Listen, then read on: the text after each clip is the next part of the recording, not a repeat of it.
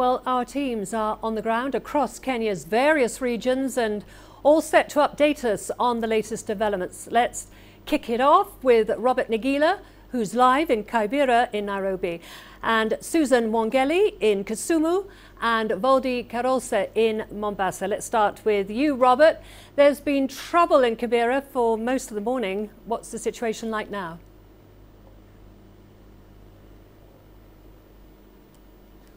Well, very good afternoon. It's much calmer now than it was earlier. What we've witnessed is running battles between police and protesters.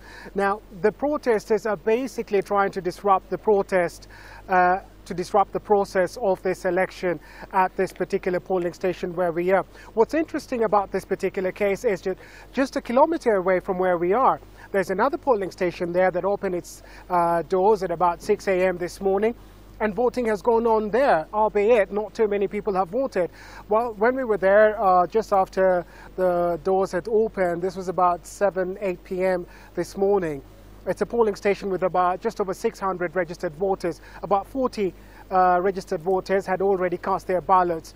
Here at Olympic, about a kilometer away, the situation was very different.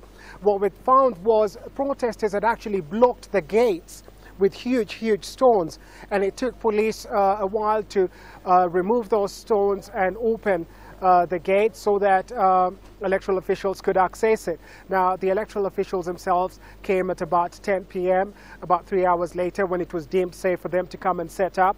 We understand that they've already set up and voting is ongoing. As we speak, the police have pushed the protesters way back past that fence behind me. I'm not sure if you can see it very clearly because it's quite far. And the police at the moment appear happy to just push them back. And I must say as well that they've been very restrained in dealing with these protesters from what we've seen so far on the ground. We've seen tear gas lobbed at the protesters' direction, and the protesters keep coming back every so often and taunting the police officers, saying we want more tear gas. We've also seen water cannons being used just to disperse the protesters, but that's about it. The police have been very restrained in keeping the protesters away from this particular perimeter where the polling station is. Okay, Robert, thank you very much for that. We'll return to you in a moment. Let's go over to Susan now. What are the electoral officials saying about the situation in Kisumu? Any indications that polls will open there today? Well, Karen, as it stands, there is no voting in Kisumu. We are at the tallying center. This is a place called the Lion High School, and it's a tallying center where material is gathered before it can be distributed to various polling centers. And what we have seen are ballot boxes all laid out, waiting for somebody to collect them. And we spoke to one presiding officer who told us that the IEBC staff had stayed away because they're scared of being targeted. And he also told us that there's nobody who's willing to give out their vehicles to go out there. And a very interesting incident happened very early in the morning. There's this guy who showed up at a polling center to cast his vote, and when he went there, it was a ghost town. There was nothing happening. So in protest, he came all the way here to the tallying center and said that he wanted to exercise his right to vote, but really there was nothing this officers here could do, and he's not voted up until now.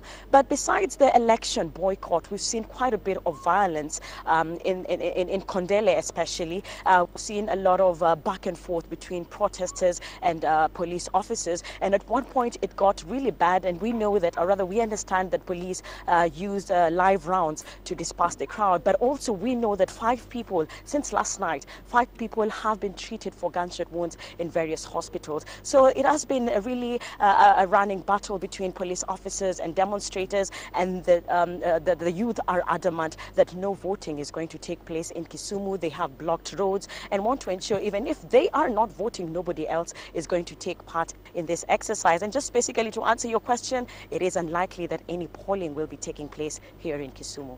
Okay, Susan in Kisumu, thank you very much for that.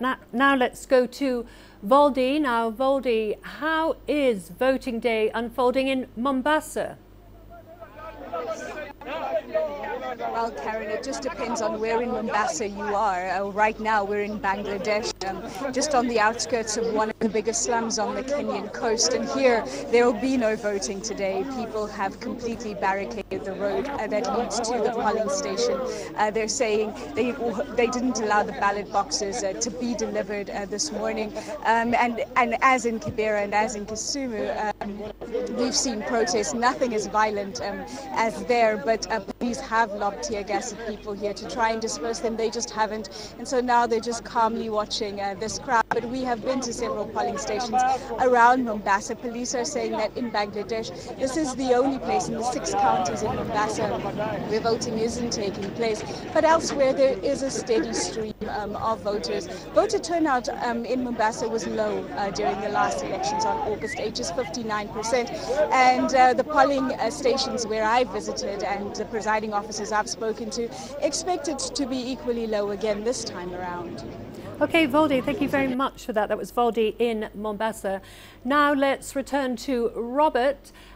Do we have any word from the Election Commission headquarters on what will happen, especially for the areas where there may be no voting today?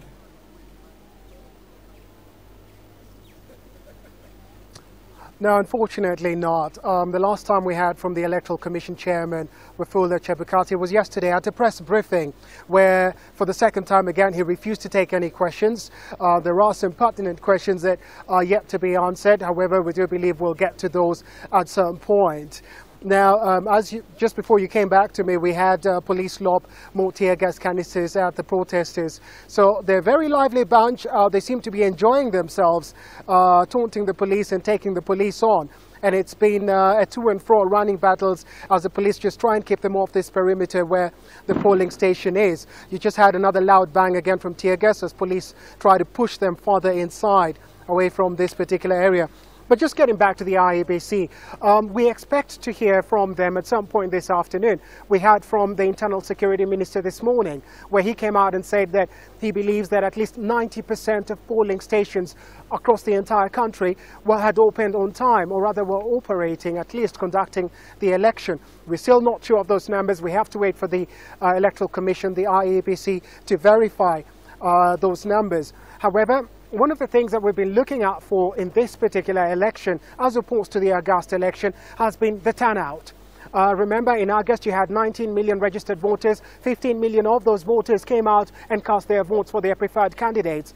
This time around, the opposition leader, as you rightly put it, is boycotting this particular election, is not taking part. So it is clear that we only have one winner here, and everybody expects the incumbent President Uhuru Kenyatta to win it. However, by how much, that will be the question, because we do expect the opposition to then come up on Monday citing cases of illegitimacy, depending on just how many people voted for President Uhuru Kenyatta. And while turnout has been low, especially in opposition strongholds, in the ruling party strongholds, Uhuru Kenyatta's stronghold, his deputy president, William Ruto's strongholds, the turnout has been massive. So we're waiting for the Electoral Commission to give us an update on those numbers, and as soon as we have them, we will bring them to our viewers. Okay, Robert in Kibera, thank you very much for that update.